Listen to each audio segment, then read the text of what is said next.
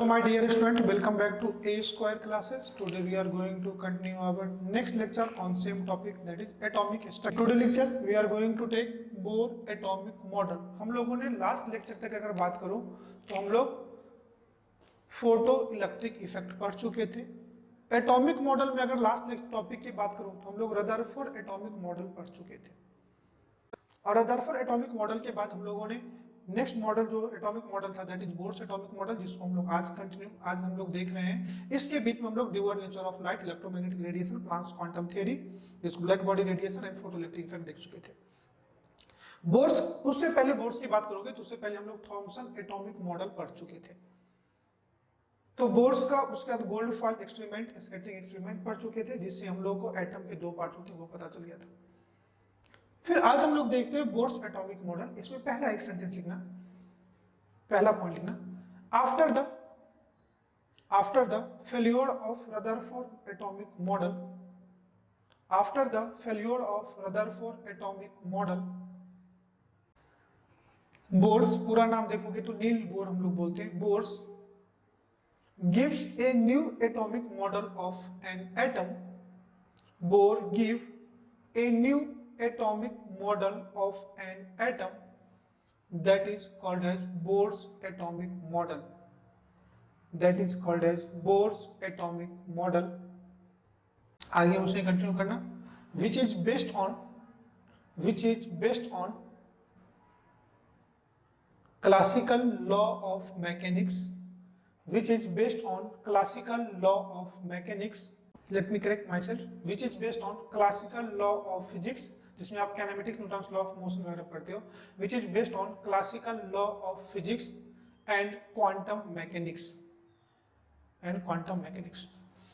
तो Rutherford theory के failure होने के बाद बोर्स ने अपना एटॉमिक मॉडल दिया था, उसी को हम लोग बोलते हैं बोर्स एटॉमिक मॉडल, जो दो चीजों पे बेस्ड है। एक तो classical law of physics, physics के जितने क्लासिकल लॉ हैं वो सारे के सारे एप्लीकेबल होंगे, और दूसरा बेस्ड ऑन क्वांटम मैकेनिक्स।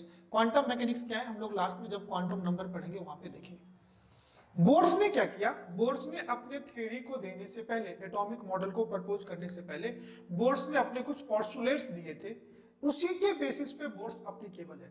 मतलब बोर्स ने कहा कि मेरा थ्योरी इन कंडीशन को आप अगर फॉलो करते हो तो बोर्स एटॉमिक क्या है मॉडल एप्लीकेबल होगा। उस पे बोर्स ने जितनी भी चीजें दी थी, बोर्स का सारा इंफॉर्मेशन क्या होगा, वैलिड होगा। तो आइए वन बाय वन हम लोग पहले ये पढ़ते हैं कि बोर्स का पोस्टुलेट्स क्या था। ठीक है, हेडिंग डालिए next. One by one main postulates of bore पढ़ते हैं। बोर का एजम्पशन क्या था उसी को हम लोग वन बाय वन पढ़ते हैं। फर्स्ट लिखना पोस्टुलेट नंबर 1 ऑफ बोर, पहला पॉइंट लिखना, atom contain two part, atom contain two part, nuclear part and extra nuclear part. तो एक होगा nuclear part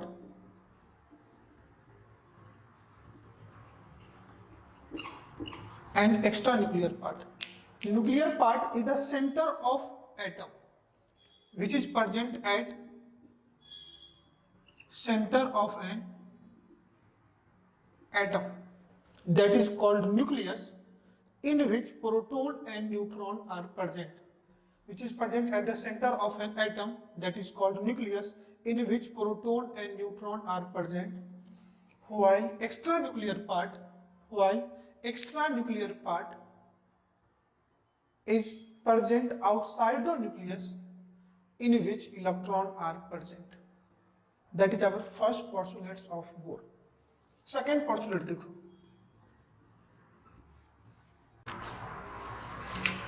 next postulate, outside the nucleus electrons are revolved in a fixed circular path. Outside the nucleus, electrons are revolved in a fixed circular path that is called as orbit. That is called as orbit. तो इस circular orbit में electron क्या करेगा, revolve करेगा। ये जो part है इसको बोलते हैं न्यूक्लियस, और ये जो पार्ट है जहां इलेक्ट्रॉन रिवॉल्व कर रहा है इसको अपन बोलते हैं orbit. Outside the nucleus, electrons are revolved in a fixed circular path these are called as orbit, या इसी को अपन बोलते हैं सेल। बोर ने इसी को बोला था स्टेशनरी ऑर्बिट। बोर ने इसी ऑर्बिट को क्या बोला था? Stationary orbit. Why this is called as stationary orbit? Because orbit having fixed energy. Orbit having fixed energy, इसलिए इसको क्या बोलते हैं? बोर ने कहा इसको स्टेशनरी ऑर्बिट। लिख लो। पोस्टुलेट नंबर 3 लिखना। There are infinite circular orbit present in an atom. There are infinite circular orbit present in an atom in which electrons are revolved.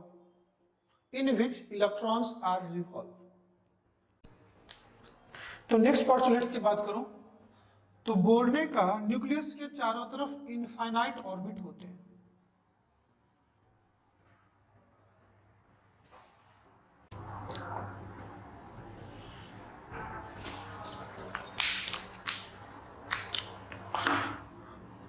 इसको बोलते हैं first orbit, second orbit, third orbit, fourth orbit, fifth, वैसे infinite orbit होंगे। तो these are called as orbit. जब alphabet में लिखते हो तो इसी को क्या बोलेंगे? ऑर्बिट, या इसी को अपन इंटीजर में लिखोगे के एल एम एन, तो इसको क्या बोलते हैं? तो ये कहां तक होंगे? इनफाइनाइट तक होंगे। तो बोर ने कहा कि न्यूक्लियस के चारों तरफ इनफाइनाइट ऑर्बिट होते हैं जिसमें इलेक्ट्रॉन क्या करेगा? रिवॉल्व करेगा। और अगर 1 2 3 4 के फॉर्मेट में आप लिखते हो तो इसको बोलते हैं ऑर्बिट। के एल एम एन के फॉर्म में लिखते हो तो इसको बोलते हैं सेल। ओके, तो आप 9th में के एल एम एन तक होते हो, फिर कहोगे सर आगे इनफाइनाइट तक होगे, तो आप K L M N O P Q R X Y Z तक जाओगे और फिर Z1 Z2 Z इन्फिनिटी तक जाओगे। लेकिन अपने सिलेबस में हम लोग यही के एल एम एन तक ही पढ़ते हैं। क्लियर है? That is the postulate number 3। आइए फोर्थ पोस्टुलेट में आपको बताता हूं। तो बोर ने कहा या तो इलेक्ट्रॉन न्यूक्लियस के चारों तरफ रिवॉल्व कर रहे हैं, तो या तो इलेक्ट्रॉन फर्स्ट ऑर्बिट में मूव करेंगे, या तो इलेक्ट्रॉन सेकेंड ऑर्बिट में मूव करेंगे, या तो इलेक्ट्रॉन थर्ड में मूव करेंगे, या तो इलेक्ट्रॉन फोर्थ में मूव करेंगे। ऐसा नहीं होगा कि इन बिटवीन कोई भी दो ऑर्बिट के बीच में देख लो तो 3 और 4 ऑर्बिट के बीच में जो मैंने रेड कलर से दिखाया है, यहीं पे हम लोग क्या बोलेंगे कि यहाँ पे इलेक्ट्रॉन एग्जिस्ट नहीं करेगा। ये देखो ना, that is called particle nature. इसी को बोलते हैं क्वांटाइजेशन।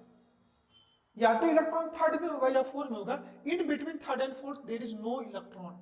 यही हमने कहा था, पार्टिकल का सिंगल एग्जिस्टेंस होता है। या तो इलेक्ट्रॉन थर्ड पे होंगे, फोर्थ में होंगे, लेकिन अगर ये वेव नेचर होता तो ये थर्ड पे भी होते, फोर्थ पे भी होते, इन बिटवीन का ही पोजीशन होता।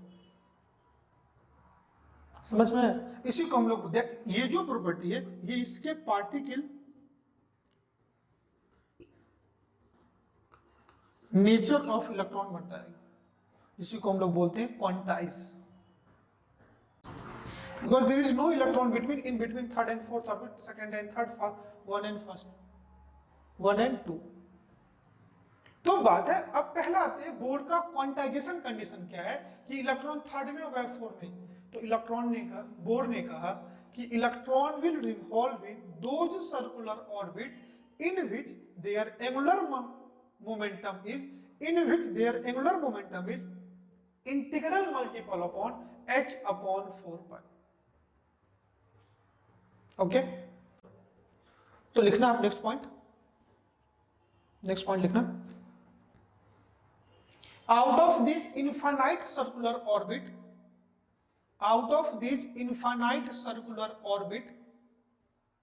Electron will revolve only in those circular orbit।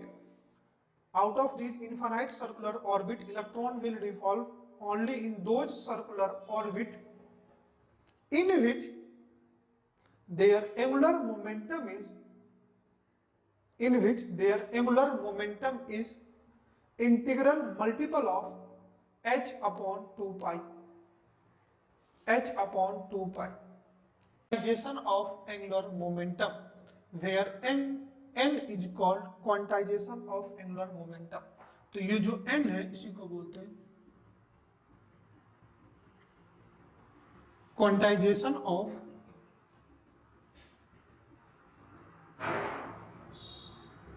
Angular momentum, N जो। तो अगर एंगुलर मोमेंटम के बाद में इसी को अपन बोल देते हैं ऑर्बिट नंबर, बाद में जाके बोलेंगे। एंगुलर मोमेंटम की बात करो,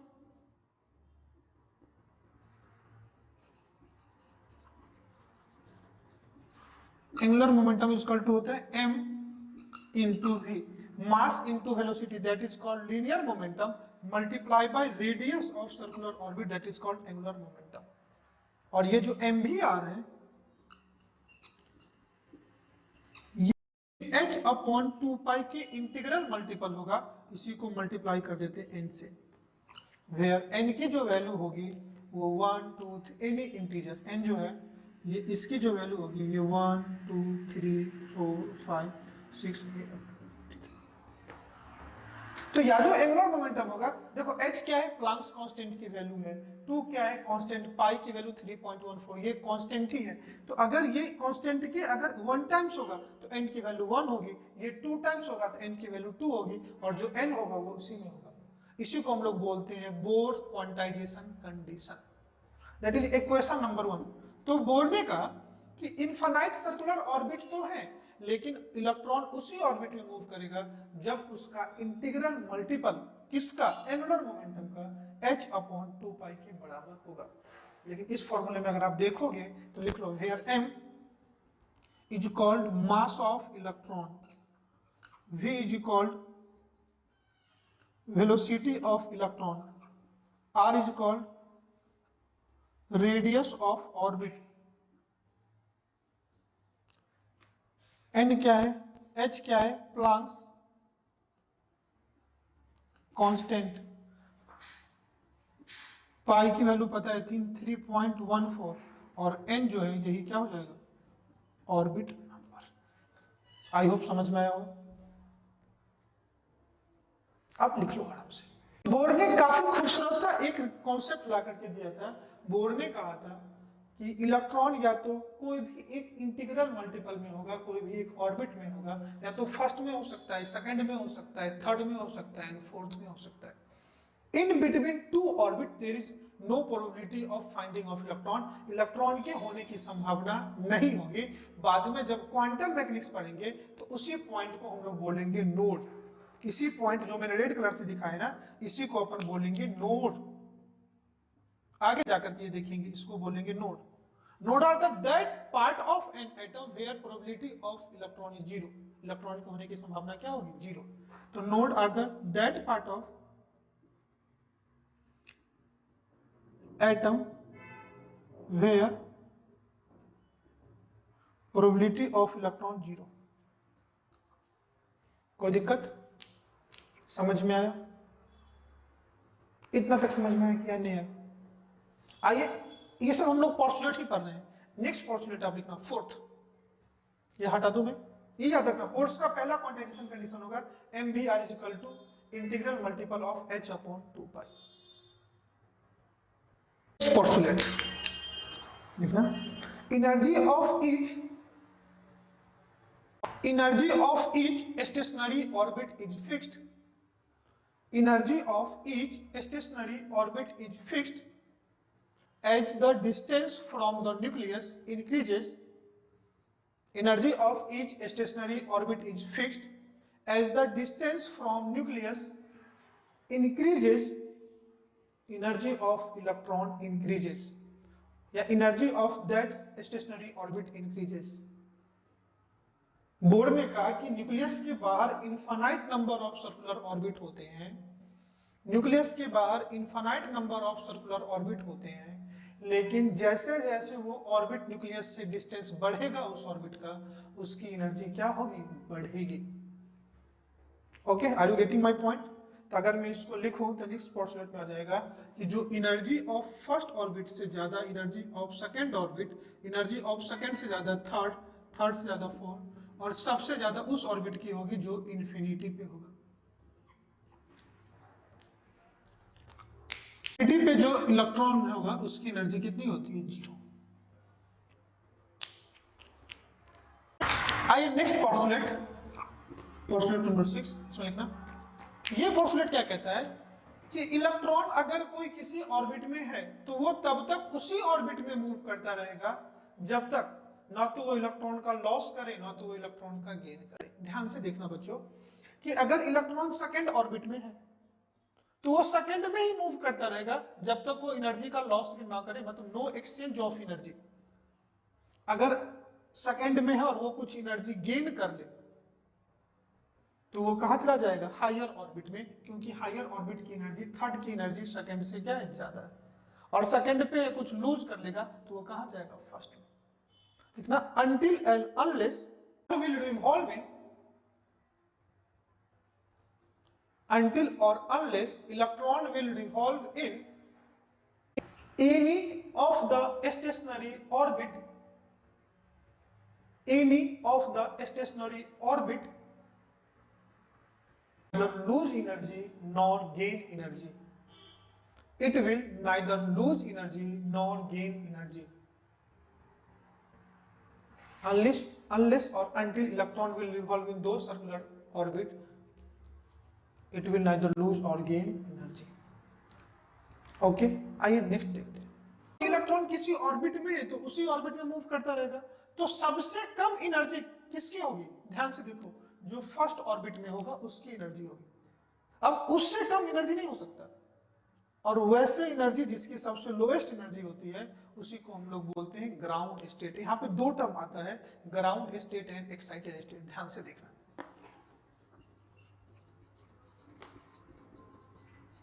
ग्राउंड स्टेट जीएस एंड दूसरा है बेटा एक्साइटेड स्टेट ईएस। तो ग्राउंड स्टेट कौन सा बोलेंगे कि orbit having less energy, orbit having lowest energy, उसी को क्या बोलेंगे? Ground state. इस ऑर्बिट की एनर्जी क्या होगी?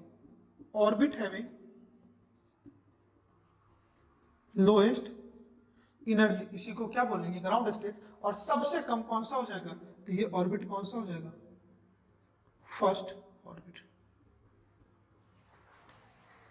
लेकिन अगर फर्स्ट के रिस्पेक्ट में सेकंड की भी एनर्जी ज्यादा है, थर्ड की भी ज्यादा है, फोर्थ की ज्यादा है, तो फर्स्ट ग्राउंड स्टेट को छोड़ करके जो भी ऑर्बिट होगा उसको क्या बोलेंगे? Excited state. State other than ground state, energy state other than ground state is called excited state. Energy state other than ground state is called as excited state. और ये कौन सा हो सकता है? तो ये सेकंड भी हो सकता है, थर्ड भी, फोर्थ, फिफ्थ, कोई भी ऑर्बिट हो सकता है। तो अगर मैं बात करूं बेटा फर्स्ट एक्साइटेड स्टेट, अगर मैं बात करूं फर्स्ट एक्साइटेड स्टेट, तो ध्यान से देखो, फर्स्ट एक्साइटेड स्टेट मतलब क्या है? ये 1 से 2 पे जाएगा। फर्स्ट एक्साइटेड स्टेट की बात करूं तो ये कहां से कहां जाएगा? 1 to 2 पे। अगर मैं सेकंड एक्साइटेड स्टेट करूं तो वो कहां जाएगा? 1 to 3 पे जाएगा। अगर मैं थर्ड एक्साइटेड स्टेट की बात करूं तो ये कहां जाएगा? 1 to 4 पे। तो सिंपल मैंने कहा, बोर्स ने कहा कि न्यूक्लियस के बाहर इनफाइनाइट ऑर्बिट तो है, लेकिन जैसे जैसे उस ऑर्बिट का डिस्टेंस न्यूक्लियस से बढ़ेगा उसकी एनर्जी क्या होगी? बढ़ेगी। तो जो ऑर्बिट न्यूक्लियस के सबसे क्लोजेस्ट होगा उसकी एनर्जी सबसे कम होगी, और जो सबसे दूर होगा उसकी एनर्जी सबसे ज्यादा होगी, और इन्फिनिटी पे एनर्जी क्या होगी? 0। फिर बोर ने कहा इलेक्ट्रॉन उस ऑर्बिट में तब तक मूव करता रहेगा जब तक ना तो एनर्जी का लॉस करे ना तो गेन करे। अगर एनर्जी का लॉस करेगा तो ज्यादा एनर्जी से कम आएगा, हाई एनर्जी से लो एनर्जी ऑर्बिट पे आ जाएगा, और एनर्जी का गेन करता है तो लो एनर्जी से हाई एनर्जी आएगा। इसी के बेसिस मैंने कहा कि ground state and excited state, वो ऑर्बिट जिसकी एनर्जी सबसे कम है वो ग्राउंड स्टेट होगा, और उसके रिस्पेक्ट में जो ज्यादा एनर्जी का होगा वो क्या होगा? एक्साइटेड। तो सबसे कम एनर्जी फर्स्ट का है, इसलिए फर्स्ट को हम लिए ग्राउंड स्टेट। उसके रिस्पेक्ट में फर्स्ट से सेकंड भी एक्साइटेड है, फर्स्ट से थर्ड भी है, फर्स्ट से फोर्थ भी एक्साइटेड है। तो पहला एक्साइटेड स्टेट कौन सा होगा? तो देखो फर्स्ट से सेकंड, क्योंकि 1 को छोड़ दो तो सबसे लोएस्ट एनर्जी क्या है? सेकंड। सेकंड को भी छोड़ दो तो सबसे लोएस्ट एनर्जी क्या है? थर्ड। समझ में आया? और कभी भी इलेक्ट्रॉन लॉस या गेन करे, अब ध्यान से देखना, या तो electron higher orbit to lower orbit move करेगा। तो अगर higher to lower orbit move करेगा तो इस केस में एनर्जी क्या करेगा, लूज। और सेकंड केस देखो, अगर electron lower orbit to higher orbit move करेगा तो इस केस में एनर्जी का क्या करेगा, गेन। किसी भी केस में जो ट्रांसफर ऑफ एनर्जी होगा ना बेटा, they are in the form of electromagnetic radiation या they are in the form of photon. और ये जो ट्रांसफर ऑफ एनर्जी होगी, transfer of energy in the form of photon, in the form of photon. और वो photon की जो energy होगी हम लोग पढ़ चुके हैं, E is equal to H nu या E is equal to H C upon lambda. यहां तक तो क्लियर है? लिख लो, आप आराम से लिखो, फिर हम लोग आगे देखते हैं। Electron can jump to any higher orbit, electron can jump to any higher orbit from any lower orbit. Electron कोई भी लोअर ऑर्बिट से अगर हायर ऑर्बिट में जा रहा है तो they will absorb suitable amount of energy. Electron can jump to any higher orbit from any lower orbit. They can absorb suitable amount of energy, photon, in the form of photon. तो अगर मैं इसके example की बात कर दूं, lower orbit से electron कहां जा रहा है, किसी भी हायर ऑर्बिट में, 2 से कहां जा रहा है 3, 1 से कहां जा रहा है 3। तो इस ट्रांजिशन में होगा क्या, एनर्जी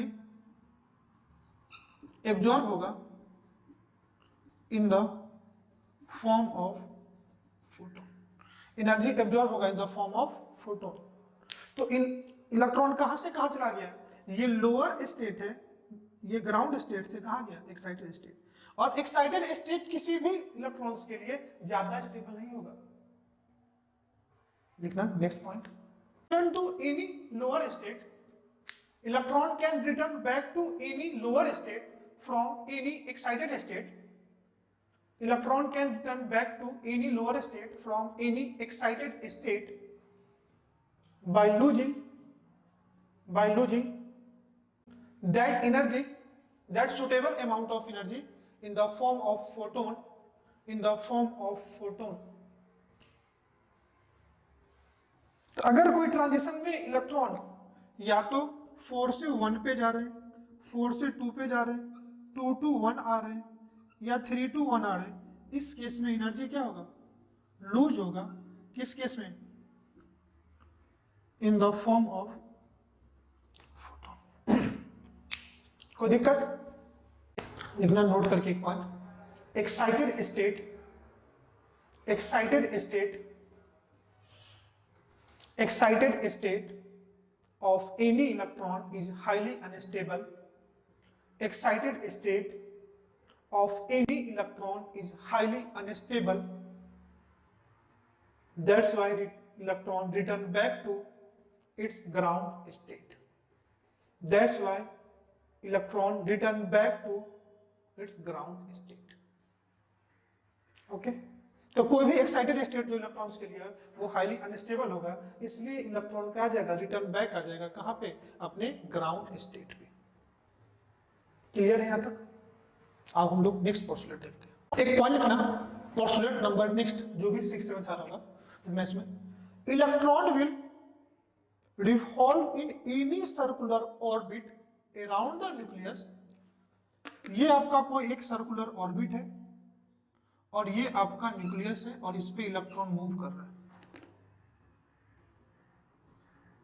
ये एक इलेक्ट्रॉन है जो मूव कर रहा है, कुछ ना कुछ इसकी वेलोसिटी होगी और कुछ ना कुछ इस इलेक्ट्रॉन का मास होगा।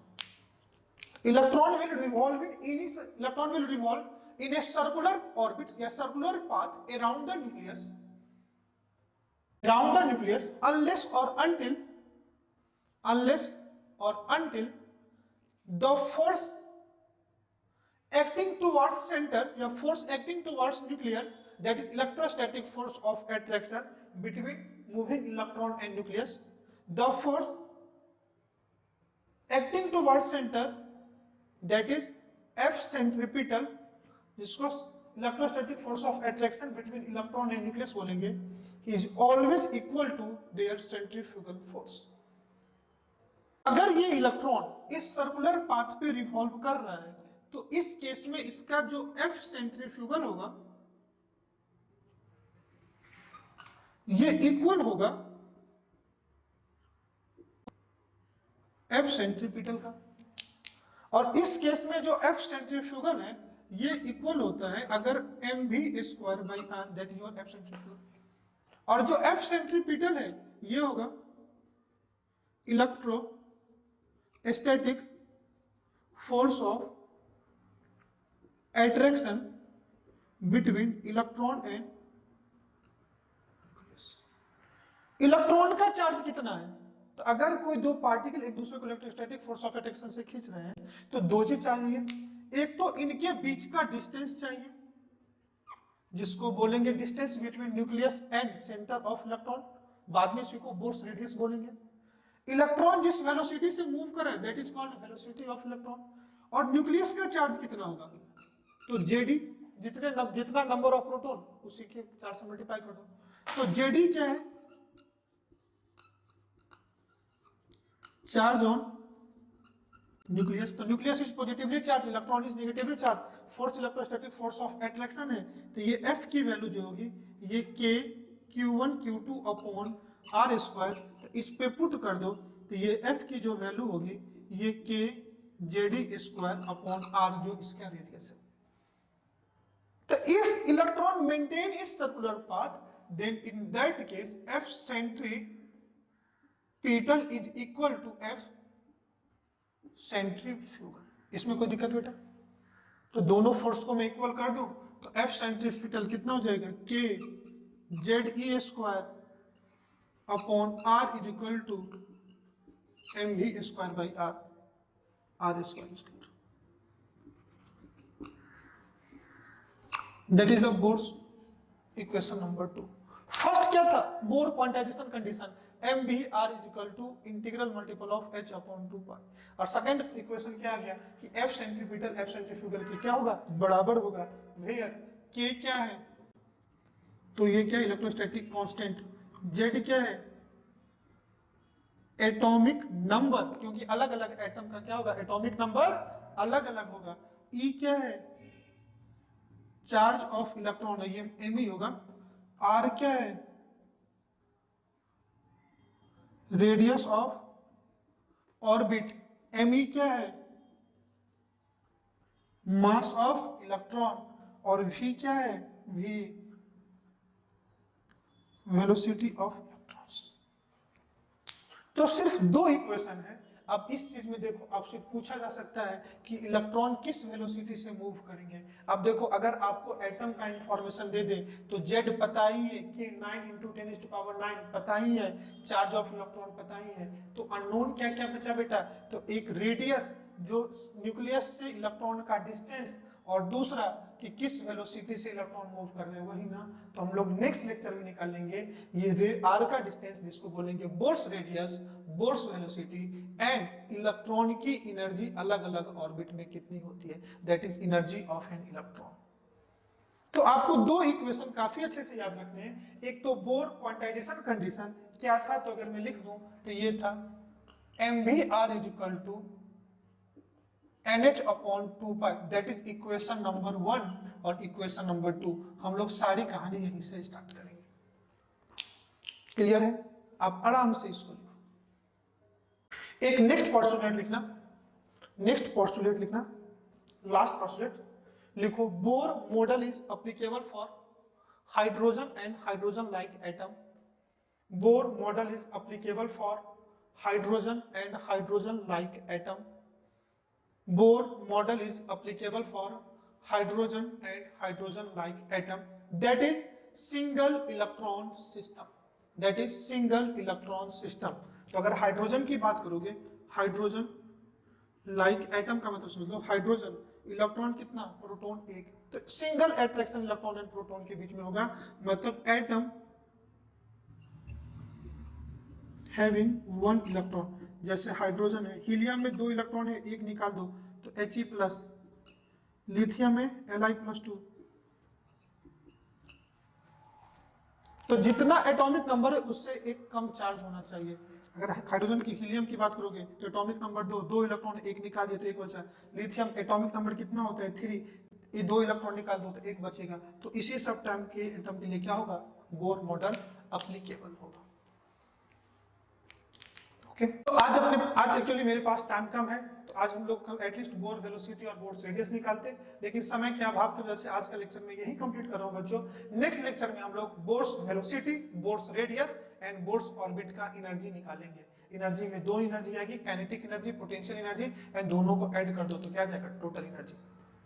तो main Bohr's theory and Bohr's postulate मैंने आज के लेक्चर में कंप्लीट किया। आप इसको एक बार अच्छे से पढ़ना, और 2 इक्वेशन हम लोग के नेक्स्ट लेक्चर के लिए काफी जरूरत है। Bohr's quantization condition mvr=nh/2π, that is quantization of angular momentum, और दूसरा if electron maintain its circular path then centripetal is equal to centrifugal, तो kZe²/r²mv²/r।